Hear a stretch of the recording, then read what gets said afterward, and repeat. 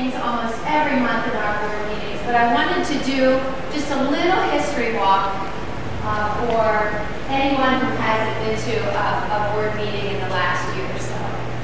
So, talking about schools in the past, because one thing that happens when we talk about technology in schools and 21st century skills and standards and what students today need to know and be able to do to walk into college or out into the workforce, the question is always asked, why? Why does it look different from when I went to school? Why doesn't school look the same? School can't look the same. And even more so now than ever. School cannot look the same because the jobs are not the same. But if you look back into history, back to the 1900s, about 50% of our students, age 5 to 19, went to school. We created that universal education system, that factory model, because that's what was needed at the time. That factory model of schooling prepared students for that economy. Only 17% of the jobs at that point required knowledge workers.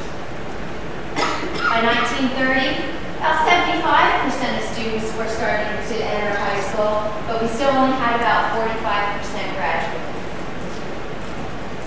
Today, 60% of our jobs require knowledge workers.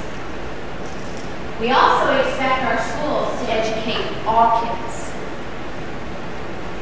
and also make sure that all kids reach high standards. We know that students learn at different rates, so this is not an easy task. If we hope to have all children succeed in school and life, we need to personalize their education. We need to pay attention to what students are interested in. We need to engage our students. We need to prepare our students for those jobs that do not exist right now.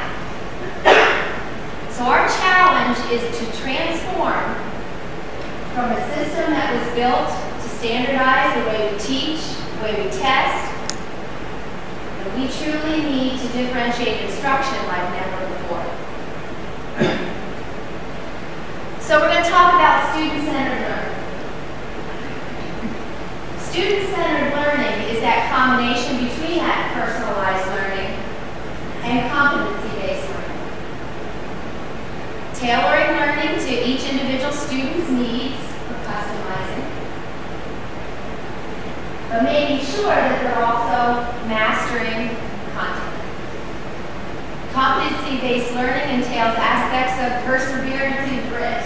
I like those words because students have to work at problems until they are successful in order to progress.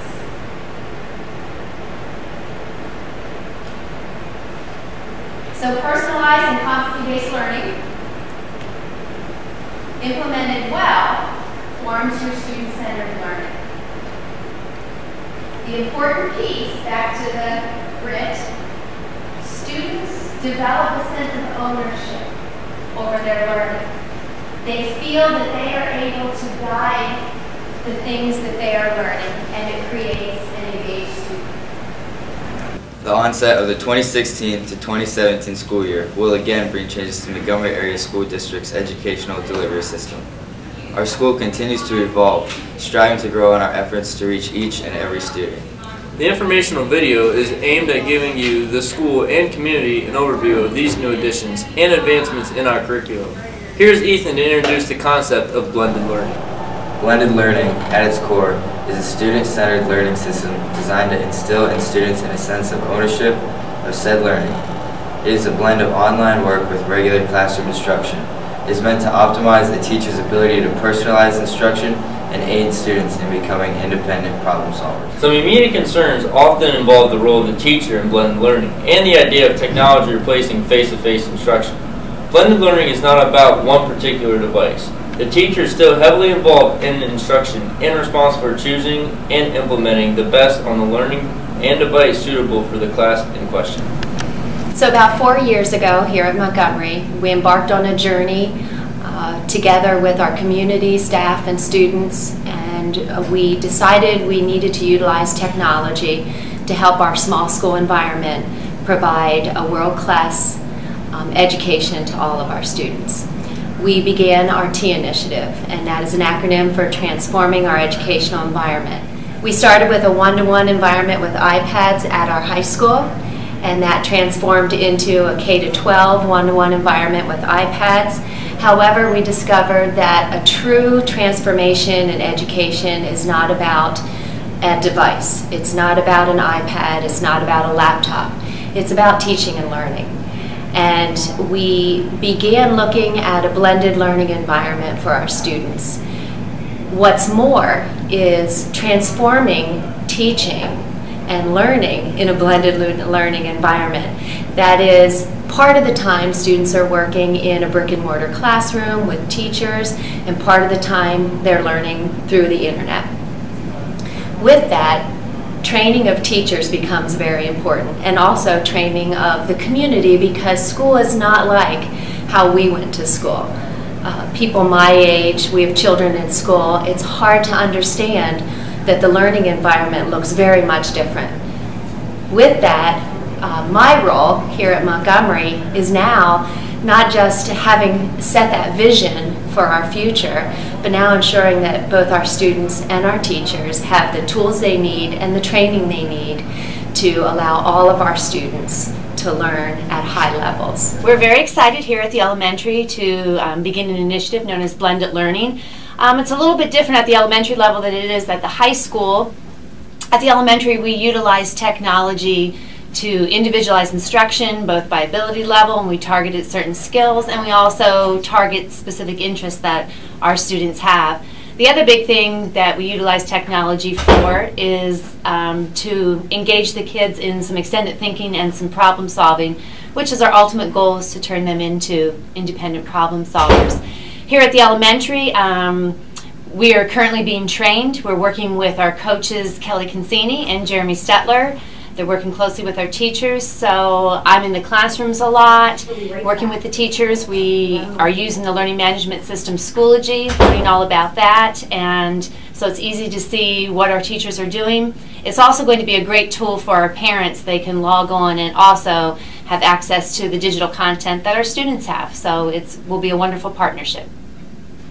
Blended learning really is probably the question that I get asked the most, is what does it look like? And it's a real difficult question to answer, because it doesn't look the same in every classroom. In the high school, if you walk down, go into a classroom, you're going to see everything from a traditional style where the teacher's up in the front lecturing, giving notes, and students are working at their desk, maybe using the technology, not using the technology, to everything to a flipped classroom where teacher notes and instruction is all given in video format. The students are going to watch that at night for homework, and when they come to class in the morning, it's time to work in groups, work on projects, do those kinds of things. Next year we're actually offering an online class here. It's the first one that we've had. Really excited for that. But I don't think we want it to look the same in every classroom. It would get very boring for the students, and really it depends on the curriculum and what the teachers feel is the best for their class. As far as how it's supported, how I support it, really it's the professional development that we plan and give to the teachers, making sure that the teachers have the time that they need to write these kinds of lessons. That's something that definitely is needed. It's much more time intensive to plan for blended learning. Also just going into the classrooms, doing observations, giving feedback to the teachers so that they can reflect on what they're doing and work to make it better. One I just went over that. This is IQQ, Moodle, Google Classroom. This year, and really it's been kind of the culmination of the 4 years, 3 years in junior high. teachers have put their content in one of those 3 areas. So if you have students that are in 7 through 12, you've probably heard of iTunes or Google Classroom or Moodle. We are kind of a little bit all over the place with that, and it's something that we're going to address. We're going to be moving to a program called Schoology, which Mr. Mattini is going to talk about next year. So we're excited to have everything in one place. I think it's going to make it a lot more user-friendly for students and also for parents. In order to make this initiative a success, our facility has been busy updating and creating curriculum to support blended learning. We are fortunate to have technology coaches available to help our teachers through this process. My role in blended learning here at Montgomery is as an instructional coach, working with our other teachers on uses of technology, on implementation of best practices to really ensure that we can all get on the right step together. So what is blended learning going to look like in an actual classroom? Well, let's stop in to see some teachers employing the method.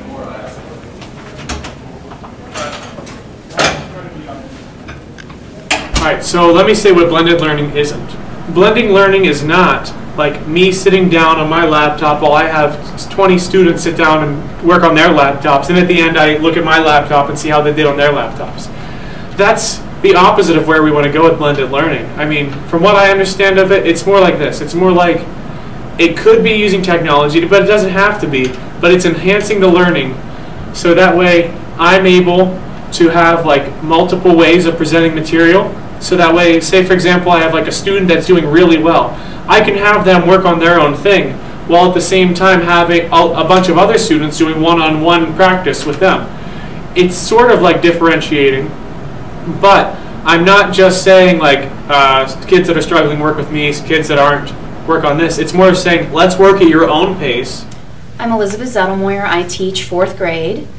I'm going to talk to you a little bit about blended learning. It's one of our initiatives here at Montgomery. Blended learning is a combination of things, a combination of face-to-face instruction with the teacher, instruction with the iPad, collaborative work with peers, and student choice. And the way I use it in my classroom is in our mathematics lessons a lot. For example, when we were working with fractions, I would instruct up in front of the classroom, and then we would break up into rotations, and the kids would work with their peers on a journal page, or they would watch a video on Khan Academy about the fractions, or play a game of their choice, and then they would rotate through, and I would work with them one-on-one and give them that instruction or that reteaching that they need. So that's how we're using it in our classroom. Blended learning I've taken on this year. I've done a couple of projects with my students. It is really nice because it is more of the student as the learner. They have to take learning into their own hands, and then I'm just basically the coach. So I do have to set things up pretty well for 7th graders because they do need a lot of focus and they need a lot of directives. But once you get the ball rolling and they're starting on their project, they take off, and it's fantastic because they're working together. And during that time, I can be meeting with individual students or smaller groups and just making sure that they understand the basic elements of whatever it is that they're looking up. So that's been nice because I feel like I'm getting to students more since I'm able to talk with them individually or in groups of 2 or groups of 3. So I do really like it, and I think it's been really successful. Also, when they're doing their projects at times, I may be able to meet with them about something else, such as their writing. And we do writing conferences, so I can go over individual things with them, and they know how to improve. And they have told me that they like that better because they get more feedback that way, and it means more to them than if I just write on their paper. As always, our main focus is the students, their educational interests, and development. Hi, I'm Gabby. I'm a senior here at Montgomery. Blended learning provides us with a great way to cater to individual students' needs. I might learn a subject differently than someone else in my grade, and blended learning is great for encompassing everything that a student might need. It's also great for providing us a way to collaborate with each other. We work in groups, we work as partners, sometimes with people that we don't necessarily get along with, but you learn to work in any situation. And for people who aren't as technology savvy, maybe with the iPads or with the Macs and stuff like that, Blended learning is there to help them find their niche and find a way for them to excel in their studies. We hope that this video has helped you to better understand blended learning and the way it is being employed in the Montgomery Area School District. Feel free to contact administration or teachers for further questions regarding the implementation of this initiative. I will close with this quote from Aristotle. We are what we repeatedly do. Excellence, therefore, is not an act but an habit. Montgomery continues to take education to the next level. Help us make excellence our habit.